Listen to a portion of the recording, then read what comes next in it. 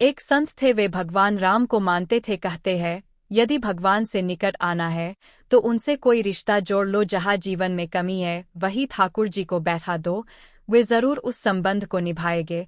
इसी तरह संत भी भगवान राम को अपना शिष्य मानते थे और शिष्य पुत्र के समान होता है, इसलिए माता सीता को पुत्र वधू बहू के रूप में देखते थे।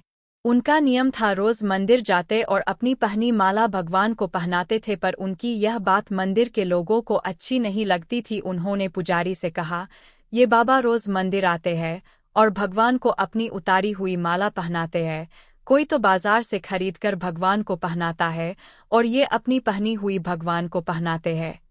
पुजारी जी को सबने भड़काया कि बाबा की माला आज भगवान को मत पहनाना।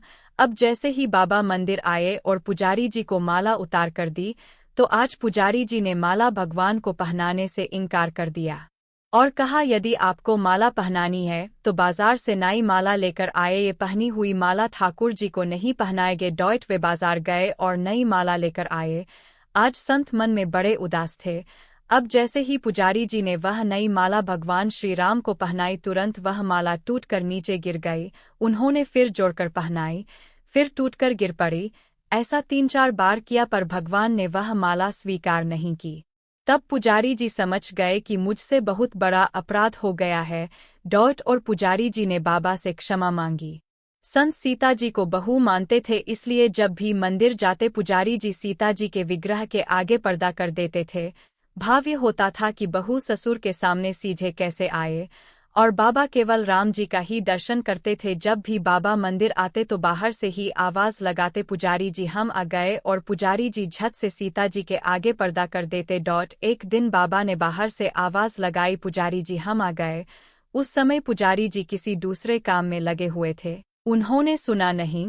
तब सीता जी ने तुरंत अपने विग्रह से बाहर आई और अपने आगे पर्दा कर दिया। जब बाबा मंदिर में आए और पुजारी ने उन्हें देखा तो बड़ा आश्चर्य हुआ और सीता जी के विग्रह की ओर देखा तो पर्दा लगा है। पुजारी बोले, बाबा आज आपने आवाज तो लगाई ही नहीं। बाबा बोले, पुजारी जी मैं तो रोज की तरह आवाज लगाने के बाद ही मंदिर में आया। तब बाबा समझ गए कि सीता जी ने स्वयं की आसन छोड़कर आई और उन्हें मेरे लिए इतना कष्ट उठना पड़ा। आज से हम मंदिर में प्रवेश ही नहीं करेंगे। अब बाबा रोज मंदिर के सामने से निकलते और बाहर से ही आवाज लगाते, अरे चेला राम तुम्हें आशीर्वाद है, सुखी रहो, और चले जाते। सच है, भक्त का भाव ठाकुर जी रखते हैं और उसे निभाते भी है। चलो मन वृंदावन की ओर, प्रेम का रस जहाँ छलके है, कृष्ण नाम से भोर। भक्ति की रीत जहाँ पल पल है, प्रेम प्रीति की डोर।